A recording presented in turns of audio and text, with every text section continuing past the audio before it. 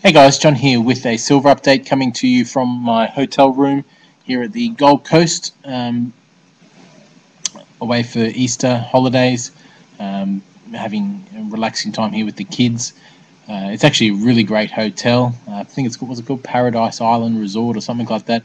It's built for kids basically, and well, actually, you could say it's built for adults because it is so well built for kids that the adults can just chillax and not have to worry. There's full kid minding service and everything. It's really great.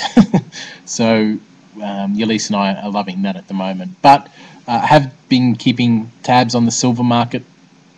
This week has been interesting. We've had first let's start with the China rumor that's come out. China is going to allegedly the rumor has it that they're going to increase their currency against the US dollar, the value of their currency, to sort of stem inflation. They're just going to come out and revalue it. The gusto in the market has been in part, I think Friday's action in particular was on that rumor, so that may or may not be true. But I think if they do that, that spells obviously trouble for the US dollar. If they don't do that, then maybe some of these rumors, the people will sell on the fact, not just silver. I'm talking everything. What's interesting to note, and I know there's a lot of yous out there that must agree with this, is the lack of gusto that the silver market has, that the gold market has been performing with. I mean, it's really just hovering around the $1,500 mark, and with silver making nearly 3% gains every day. Gold should be doing, gold should be having $50 moves up here. It's just not doing it. Now, I don't know why that is. It's got me stumped. I mean, yes, silver compared to gold is undervalued, but it just doesn't, something's not right in some market. I don't know where the problem lies. I'm just sort of mentioning it as a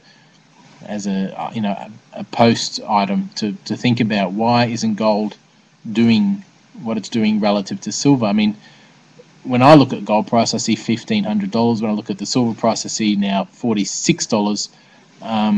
So obviously silver does seem cheaper, but even that, is that enough reason for gold not to be moving at least 1% a day? It's moving a fraction of a percent when silver's moving 2-3% minimum every day. Anyhow, it's just something that's not right there. I can't put my finger on it. I don't know what the problem is. But the second thing I want to talk about is David Morgan. Now, listen to his latest update. If you haven't subscribed to David Morgan, he's the one guy you should be subscribed to. Silver-investor.com. I'm sure he won't mind me referencing his work, because it's really, I guess it's not proprietary information that I'm about to say, but it is something that he came up with, or he at least brought to my attention. So I do want to reference that. Now, he said basically the commitment of trader reports show that the longs outweigh the shorts in the commercial category more than what is physically available in the Comex. So what that means is that there is the potential for a default. Now, obviously, David, being the cautious type that he is, highlighted potential default and didn't start, waving his arms from the rooftops, screaming, Comex default. But he just simply brought it up. Now, for that to happen, everyone would have to take delivery of their silver, and that just doesn't happen in the real world. We wish it would, but it just doesn't happen. But that doesn't mean that a large percentage of them won't take delivery, and that doesn't mean that more longs are going to come into the market and demand delivery. So we're getting to a scary level, I guess, is what he's pointing out. And again, he did say that,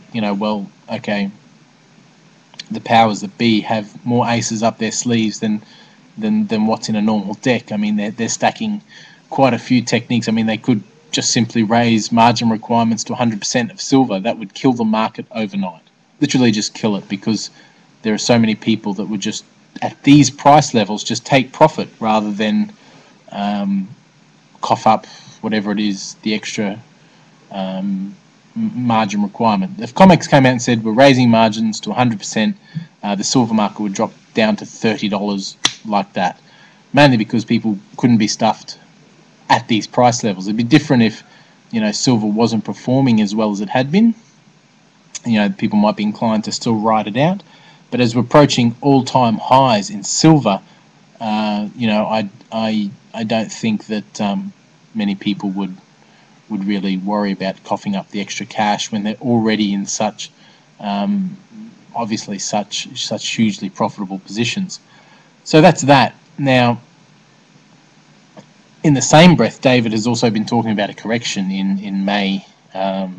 He sort of said it since the beginning of April, that he sees April just being really a momentum trade from silver's breakout of whatever it was back down the 20s area. It's been a momentum trade through April, but in May, the old adage of sell in May and go away, an old trading adage, is something that is to be considered as well. Again, there's a few reasons why he said that, but so he's more leaning towards a correction, but he also makes it blatantly, he sort of doesn't discount the possibility of a default as well. So, which is interesting to come from David Morgan. I mean, he's the last person I would expect to sort of mention the word default in a silver video, because that whole line, that whole scare tactic, I guess, or what would be the word, marketing ploy, has been used so many times, myself included, when I was a lot more naive in the silver market in my earlier videos. So yeah, that's it. I wouldn't be afraid to. I mean, depending, you never want to get rid of a core position in silver. Not yet, not with the US dollar, literally on a knife's edge. Never. I've been taking some profits off the table from 38 to, or even as high as today. So through SpotMex. So just little bits here and there, just to keep my fiat ready for a potential dip. Will it come? I don't know, but as I said in another video, if I was in the US holding US dollars, I don't know if I'd be having the balls to sell, really at any price at this point in time, holding US dollars. But I guess I'm lucky in a sense. I can also repatriate that to Australian dollars, and I think Australian dollars and Canadian dollars and Swiss francs are at least going to be some sense of safe haven for a little while, but then that will change as well. In the long term, silver has been doing well in Australian dollars as well, but not nearly as good as US dollars or any of the weaker currencies. So anyhow, what I'm saying is, don't be afraid to take some profits if you're really heavy in silver, because I think these markets, no one can predict what's going to happen. Comex might come out tomorrow and raise margin requirements to 100%. Bang! There goes the silver rally. Comex might come out and say no more leveraged long positions. Bang! There goes the silver rally. Comex might come out and say no more shorting. No more naked longing on the silver market. Bang! There goes the rally. So there's a lot of aces up their sleeves, and you shouldn't be afraid to take some money off the table if your current portfolio is set up to allow you to do that. I'm not selling any core position that I hold in silver, and for me, a core position is what I consider enough to, really, if worse comes to worse and we see this international currency crisis I've been talking about, that I have enough, that I consider enough for my family to sort of traverse that time and to get through it relatively, intact. But for the silver investor, don't be afraid to take some off the table. It's not about picking the tops in this market. It's about taking profits off the table at the right time. Will $46 be the right time? No, probably not.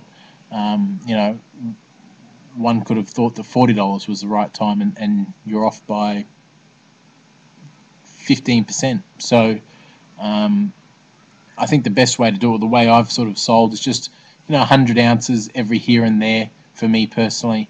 Every sort of dollar price increase, another 100 ounces off the table. For me, that's not a crazy way to do it. And you can do it on the way down as well if you want, whatever. But as I've stated 100 times on this channel, a core position is something you don't sell. It's just really more of an insurance policy. And for those holding like 100 ounces or 200 ounces, $46 silver, it hasn't made you rich.